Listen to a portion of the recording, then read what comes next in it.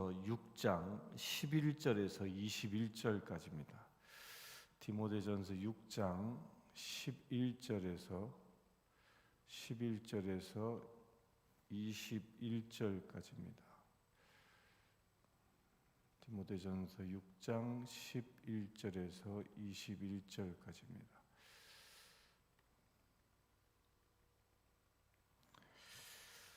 이제 오늘로 디모데 전서를 이제 마치게 됩니다. 내일부터는 디모데 후서를 공부하게 됩니다. 마지막 디모데 전서를 마감하면서 사도 바울이 디모데에게 권하고 있는 중요한 말씀이 있습니다. 마치 디모데 전서의 이 결론과 같은 이야기인데요. 한번 보겠습니다. 11절입니다. 오직 너 하나님의 사람아, 이것들을 피하고 의와 경건과 믿음과 사랑과 인내와 온유를 따르며 믿음의 선한 싸움을 싸우라. 영생을 취하라. 이를 위하여 내가 부르심을 받았고 많은 증인 앞에서 선한 증언을 하였도다. 디모데가 부름받은 이 목적, 그 소명이 무엇인지에 대하여 이야기하고 있습니다. 그러니까 디모데는 사도 바울에 의하여 전도된 사람이었고 에베소의 이 목회자로 파송된 사람인데, 그는 이미 이 장로들에게 안수 받을 때부터 부르심이 있었다는 겁니다. 그 부르심이 뭐냐? 많은 증인 앞에서 증언한 그 부르심이 있었습니다. 그 부르심이 무엇이냐면 12절에 믿음의 선한 싸움, 그를 통하여 영생을 취하는 이것이 이 디모데가 받은 부르심인 것입니다. 여기서 말하는 선한 싸움은 뭐죠? 선한 싸움은 그 의와 경건, 믿음과 사랑 등을 쫓아 사는 삶을 말하는 겁니다. 그러니까 믿지 아니하는 사람들과 우격다짐하는 그런 싸움이 두고 얘기하는 것이 아니라, 가장 첫째는 내 안에서 악한 것들을 쫓아내는 그런 싸움을 하는 존재라는 것입니다. 그래 우리가 온전히 선한 자로 설 수 있어야 하는 것, 이 내 안에서 일어나는 이 영적 전쟁을 두고 말하고 있습니다. 이게 첫 번째입니다. 우리는 늘 그래서 우리도 디모데처럼 사실 세상을 살아가다 보면 많은 갈등을 하지 않습니까? 말씀을 따를 것이냐, 세상의 이치를 따를 것이냐를 통해서도 갈등합니다. 또 시간을 사용하는데도 갈등합니다. 우리가 봉사하고 구제하고 헌금하고 예배하고 이 모든 생활에서 다 세상적 가치 때문에 갈등합니다. 그리하여 내가 무엇을 선택할 것인가를 놓고 늘 고민합니다. 그렇게 고민할 때 어떻게 하라? 선한 싸움을 통해서 영생을 취하라라고 권면하는 겁니다. 내 안에서 일어나는 모든 갈등들은 내 안에 내가 무엇을 취하냐에 따라서 내가 영원한 생명을 취할 수 있고 그렇지 않을 수도 있다라는 겁니다. 여러분들, 매 순간 우리는 살아가면서 선택을 합니다. 그런데 무엇을 선택하냐에 따라 이렇게 엄청난 차이가 일어난다는 겁니다. 내가 말씀을 취하고 말씀대로 살아가기를 결정하면 영원한 생명을 취하여 생명의 나라, 하나님의 나라를 향하여 나아가는 삶을 살아가지만, 그렇지 아니하면 세상의 가치를 취하게 되면 그의 삶은 영생이 아니라 저 지옥의 삶이 되고 만다라는 겁니다. 이것을 사도 바울이 디모데에게 다시 한번 권면하고 있는 겁니다. 이것을 보고 우리는 영적 전쟁, 내 안에서 일어나는 영적 전쟁이라는 것입니다. 또한 이것은 1차적으로 내 안에서 일어나는 갈등이기도 합니다. 그러나 이제 2차적으로는 2차적으로는 나를 넘어 나의 이웃과의 관계에서도 이 원리는 그대로 적용되어지는 겁니다. 내가 세상을 살아가면서 사람과의 관계 속에서 어떻게 하면 내가 선한 싸움을 하면서 살아갈 수 있는지, 여기서 보면 11절에 의와 경건과 믿음과 사랑과 인내와 온유를 따르라라고 얘기했는데, 이 모든 것들은 내 안에서만 일어나는 게 아니라 우리가 살아가고 있는 사람과의 관계에서 드러나는 것입니다. 관계 속에서, 사람들 속에서 내가 하나님의 의로운 자로 드러나는 것이고, 다른 사람들 속에서 내가 경건한 하나님의 자녀임이 드러나야 하는 것이고, 내가 다른 사람 속에서 내가 믿음의 사람으로 믿음으로 살아가는 사람임을 드러나야 하는 것이고, 내가 다른 사람의 관계 속에서 하나님의 사랑을 받아 전할 수 있는, 나눌 수 있는, 사랑을 베푸는 사람으로 드러나야 하는 것이고, 내가 다른 사람과의 관계 속에서 인내함이 있고 온유함이 드러나야 한다라는 겁니다. 이것이 바로 선한 싸움인 겁니다. 독야청청 나 혼자만이 아니라 사람들의 관계 속에서 바로 이렇게 의와 경건과 믿음과 사랑과 인내와 온유라는 하나님의 그 성품이 드러나게 하는 것, 이것이 바로 선한 싸움이라는 겁니다. 이렇게 하나님의 성품이 세상에 드러나고, 그리하여 이 온 세상의 사람들이 하나님의 성품들을 전수받을 수 있도록 하는 것, 이것이 바로 선한 싸움이라는 것. 이 선한 싸움을 보고 무엇이라 얘기합니까? 전도라고 얘기하는 겁니다. 선교라고 얘기하는 것입니다. 여러분들 한 영혼 한 영혼들을 불쌍히 여기고, 불신자들을 불쌍히 여기고 전도하는 것이 바로 무엇이에요? 바로 이것을 드러내는 겁니다. 누구를 통하여? 나를 통하여. 내가 전도해야 할 그 대상자에게 이렇게 하나님의 형상을 드러내는 것, 이것이 선한 싸움이라는 것. 그럴 때 그 사람도 영원한 생명을 취하는 축복을 얻는 것입니다. 그런 삶에 도전되어질 수 있게 되길 바랍니다.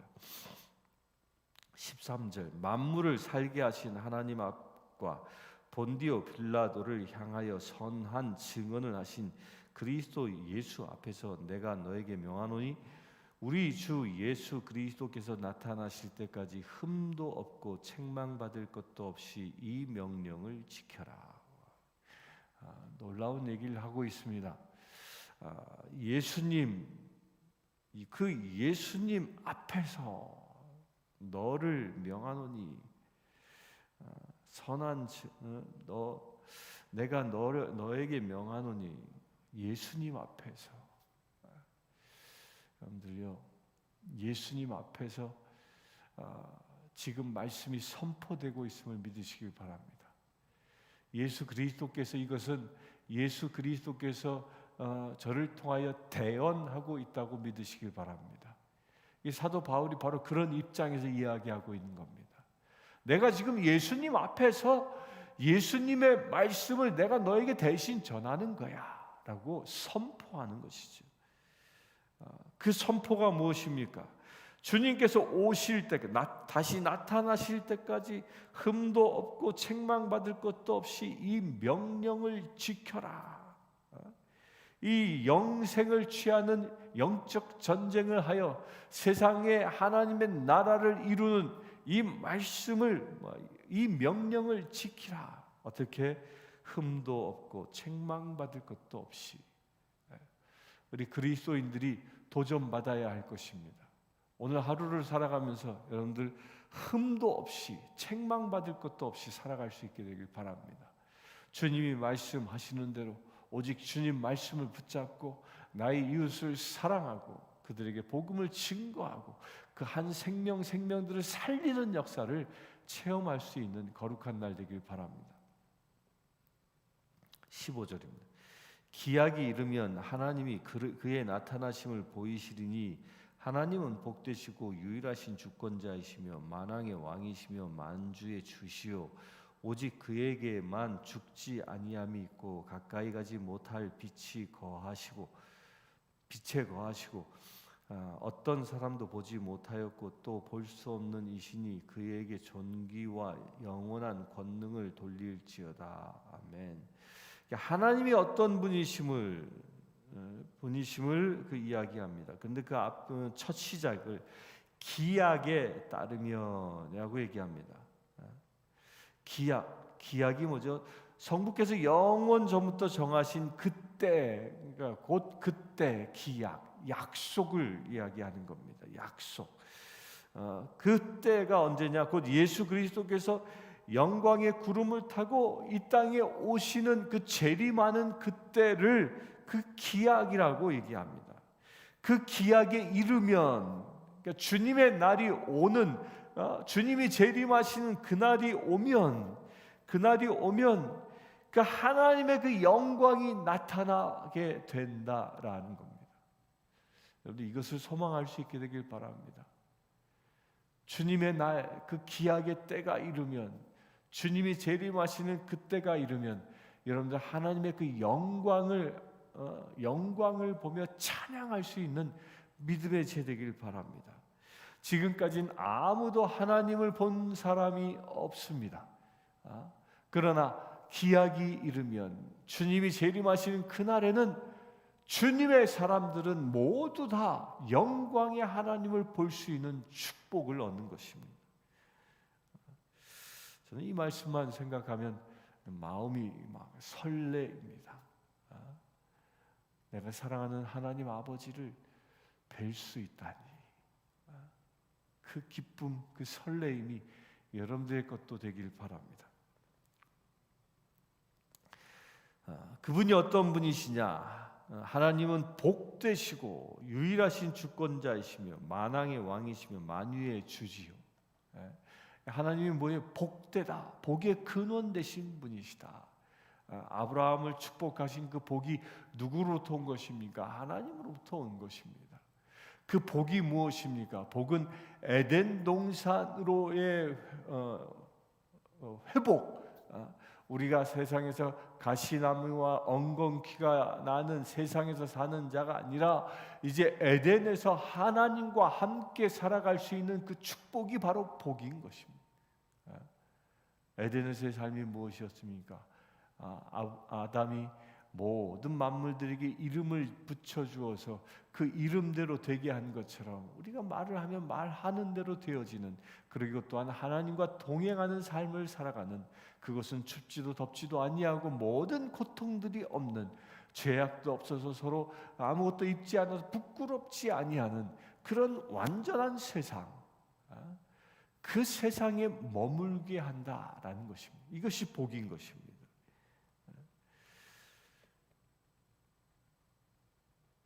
또한 유일하신 주권자이시며 하나님은 유일하신 분이다.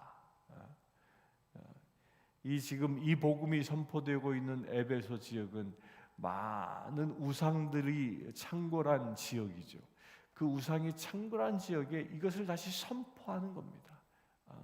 뭐 제우스나 뭐 아폴로나 이 다른 신들이 많다 할지라도 그들은 다 거짓 신이고 오직 하나님만 유일하신 주권자, 곧 하나님만이 세상을 다스리는 분, 하나님만이 만왕의 왕이신 분, 하나님만이 만유의 주님 되신, 이것을 선포하고 있는 것입니다. 여러분들이 지금 믿고 따르는 하나님 예수 그리스도는 만유의 주제이십니다. 그분이 세상을 다스리는 분이십니다.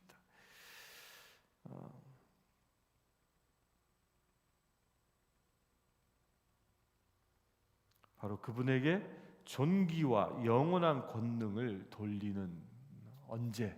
그 주님이 오시는 그날, 그 영광에 우리 참여할 수 있게 되길 바랍니다. 17절, 내가 이 세대에서 부한 자들을 명하여 마음을 높이지 말고 정함이 없는 재물에 소망을 두지 말고 오직 우리에게 모든 것을 후히 주사 누리게 하시는 하나님께 두며 선을 행하고 선한 사업을 많이 하고 나누어 주기를 좋아하며 너그러운 자가 되게 하라. 우리가 어떻게 살아야 하는지에 대하여 얘기합니다. 이 세대에서 부한 자들을 명하여 마음을 높이지 말고, 이 말이 뭐예요? 세상에서 부자라고 해서 우쭐하며 그 높은 의식, 교만한 생각을 가지고 살아가지 말도록 권면하라는 것이죠. 그리하여 재물에 소망을 두지 말고, 지금 세상을 살아가는 사람들, 지금 이 디모데서가 쓰여지던 시대나 지금 약 2000년이 흐른 지금 시대나 다르지 않은 것이 있습니다. 그게 뭡니까? 많은 사람들이 재물에 소망을 두고 살아갑니다. 재물이 있으면 무엇도 할 텐데, 재물이 있으면 내가 행복해질 텐데, 재물이 있으면 내가 사랑이 더 많아질 텐데, 이런 착각들을 하고 있다는 겁니다. 재물이 우리에게 행복을 주는 것이 아님에도 불구하고, 재물은요, 많으면 많을수록 재물에 묶여버립니다. 재물은 우리에게 소망의 대상이 아니라, 재물은 우리가 세상을 살아가는데 필요한 것뿐입니다. 수단에 불과하다는 것입니다.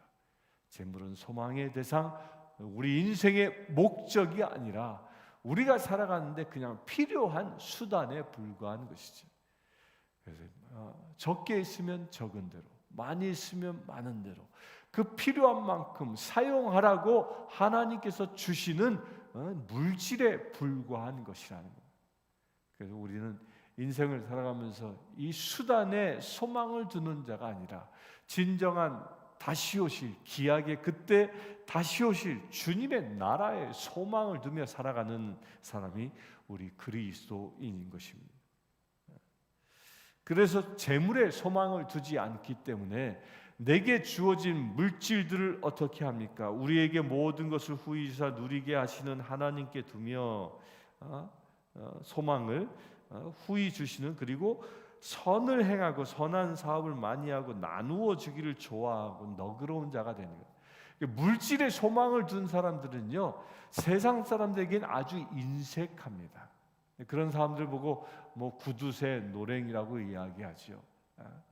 아무리 많은 물질을 자기 통장에 가지고 있어도 베푸는 데는 아주 인색하지요. 한국에서는 그런 말 있잖아요. 이 구두쇠들은 식당에서 밥 먹고 나올 때 구두꾼부터 이렇게 맨다고. 왜 그래요? 계산을 안 하려고. 한국에서 먼저 나간 사람 계산하는 거니까. 그렇게 살지 말라는 얘기입니다. 하나님이 우리에게 물질을 주셨을 때는 선한 곳에 사용하라는 것이, 이웃을 섬기는 곳에 사용하라고 물질을 주셨다라는 거예요.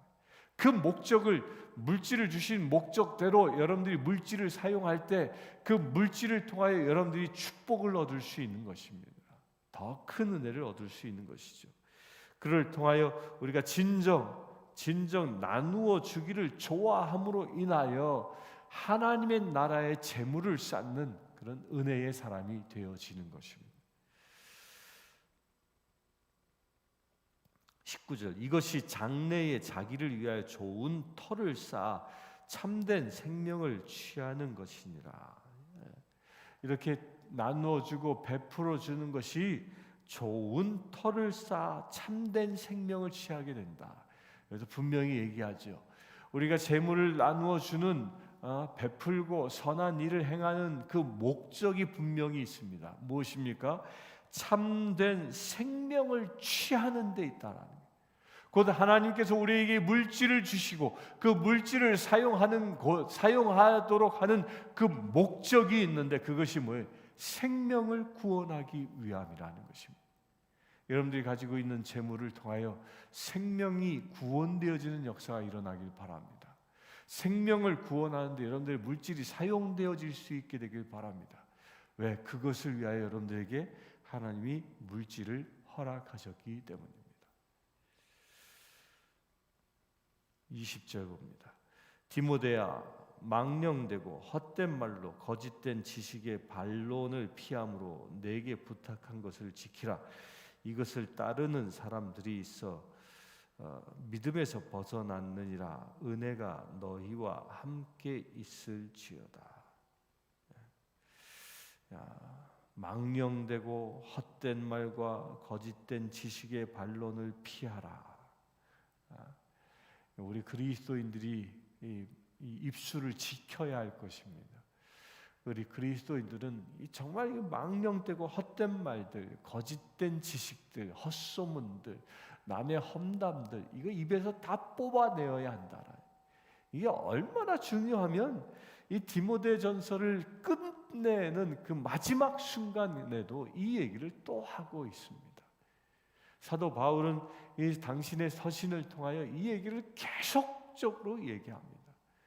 우리가 진정 그리스도인으로 하나님의 나라를 확장하고 생명을 취하는 하나님의 사자로 살아가기 위해서는 우리의 입술을 주의해야 한다는 거예요. 우리의 입술에 망령되고 헛된 말들, 거짓 논쟁들, 헛소문들, 남의 비방거리들, 남의 허물들, 부정적이고 악한 말들을 다 뿌리 뽑아내어야 한다. 그럴 때 진정 우리의 입술을 통하여 생명을 살리는 말씀들로만 선포되어질 수 있는 것입니다. 우리 사랑하는 성도님들, 이 대림절 기간 동안에 여러분들의 입술에는 오직 생명을 살리는 말씀으로만 가득할 수 있게 되길 바랍니다. 거짓되고 헛되고 허황된 말들은 다 뿌리 뽑아버리시고 오직 생명의 말씀이 여러분들에게 입술에 주어져 여러분들을 만나는 모든 사람들이 여러분들의 입술을 통하여 생기가 돋아나고 여러분들이 선포되어질 말씀을 통하여 영혼이 살아나고 여러분들이 선포되는 말씀을 통하여 여러분들이 머물고 있는 처소가 하나님의 나라 되어지는 놀라운 역사가 일어나기를 축원합니다. 함께 기도하겠습니다. 주 아버지 하나님, 오직 주님만 바라보며 살아가길 원합니다. 믿음의 선한 싸움을 통하여 승리하며 살아가길 원합니다. 오직 창조자 되신 하나님의 영광을 누리며 살아가기를 원합니다. 마지막 그 기약의 때에 주님을 온전히 영접할 수 있는 믿음의 세대기를 원합니다. 그 마지막 기약의 때에 생명을 추수하여 주님께 드릴 수 있는 거룩한 믿음의 세대여지기를 원합니다. 아버지 하나님, 이 대림절 기간 동안 주님의 형상이 회복되게 하시고 우리의 선포를 통하여 영혼이 살아나는 놀라운 역사가 이루어지게 하여 주시옵소서. 우리 주 예수 그리스도의 이름으로 기도드리옵나이다. 아멘. 지금 우리 주 예수 그리스도의 은혜와 하나님의 크신 사랑과 성령님의 감화 감동 교통 치유하심이 이 시간 예배한 주의 사랑 모든 죄들 위에 지금부터 영원토록 함께 하실지어다.